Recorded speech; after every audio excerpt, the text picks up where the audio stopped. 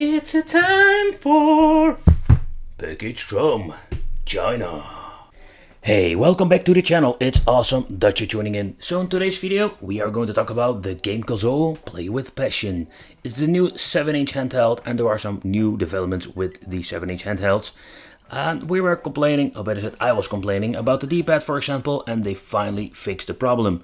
Now we're going to get two joysticks with more like a Switch lookalike joystick, so I'm very curious how these are going to play and how they have mapped them. So it comes to begin with within this very nice collectible box, and I can already tell you the first thing that I noticed that it feels quite cheap and very lightweighted.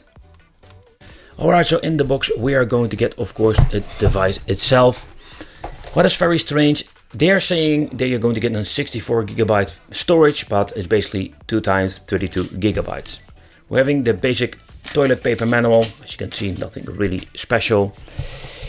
Here we're having the device itself, and I must say it looks very nice. There are some interesting things that we're going to talk about a little bit later. In the box there are not a lot of cables, most of the necessary cables, or not at all. Alright. But the design itself of the handheld is something completely different. And as you can see, the 7-inch display that comes with this device is not an IPS, so that is a very big bummer if you ask me. Alright, so let's talk about the controls, because here there are some interesting things. So at the left side we're having the analog stick, and I can tell you it feels quite nice. The D-pad, finally they have chosen to give us a normal D-pad, with the previous model always getting 4 little buttons. But the D-pad itself, I can already tell you, it is not the best D-pad I have played with. And if I'm playing with fighting games, I do notice that it is responsive, but not the responsive that I really want to have with this D-pad. Nevertheless, here at the left side we're having volume control, and there are just basically buttons that you need to press every single time for going up and down in the level. At the right side we're finding again an analog stick, but this thing is mapped with the A, B and X and Y like all the previous models. And here we're having the select and start, especially the select, because this we're going to need with the arcade game for giving a credit.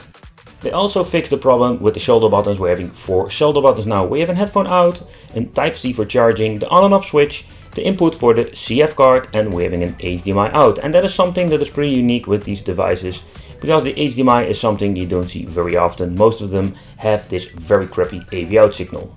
I was very surprised to see with the TV Out function that it works plug and play. You don't need to mess around with extra settings in the settings menu. It's just plug in the device. Keep in mind you will need a little converter from mini HDMI to HDMI, but it works like a charm.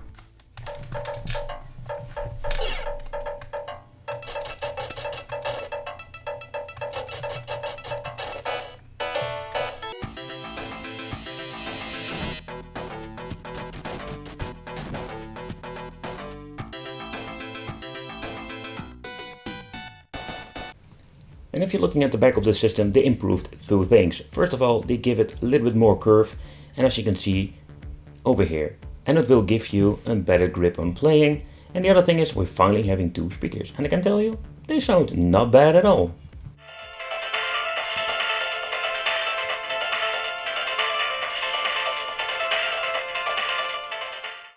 The display itself is in 7-inch that has a resolution of 1024 by 600. Sadly, what you can see is not an IPS like with previous models, so we don't have this perfect view angle. But before we are going to continue with the review, I just wanted to talk about the specifications. So this device has a 7-inch handheld. The resolution of the display is 1024 by 600.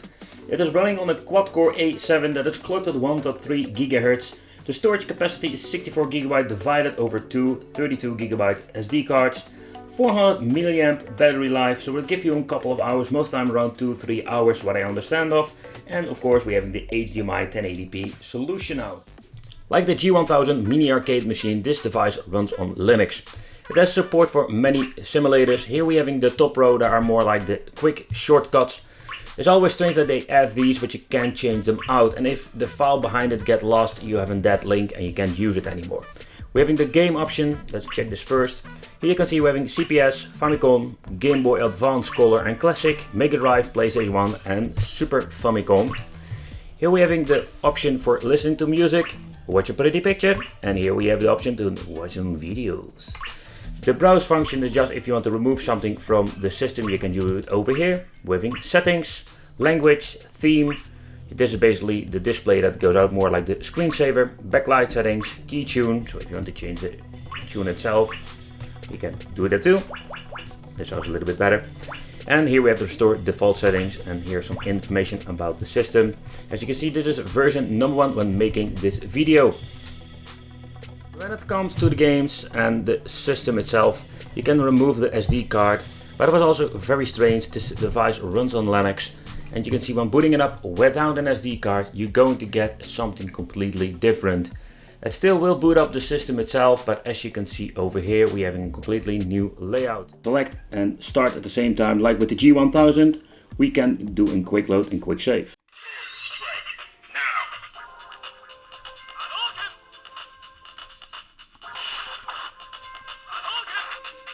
The analog stick is also very responsive. The games run very well. But there's a very unique way to play with 2 joysticks. You really need to get used to it, but it's funny.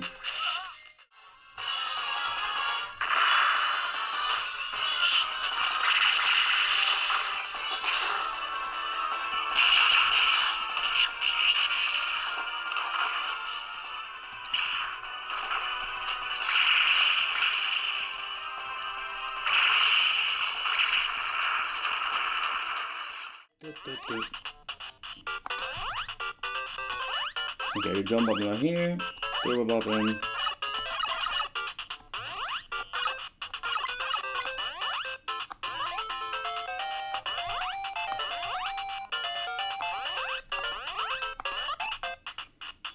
And you can only do that when you're having a decent D-pad.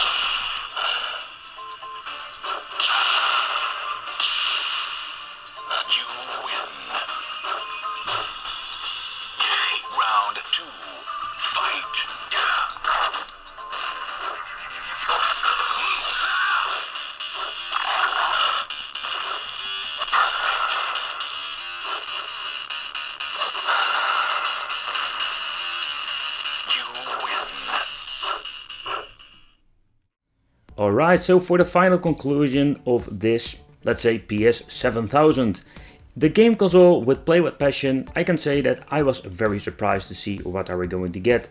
The only complaint that I have with this device is that it doesn't have an IPS screen. I personally prefer to buy a version with IPS and let's say, let me pay 20 bucks more, but it will make this device perfect in my opinion. The D-pad is pretty good.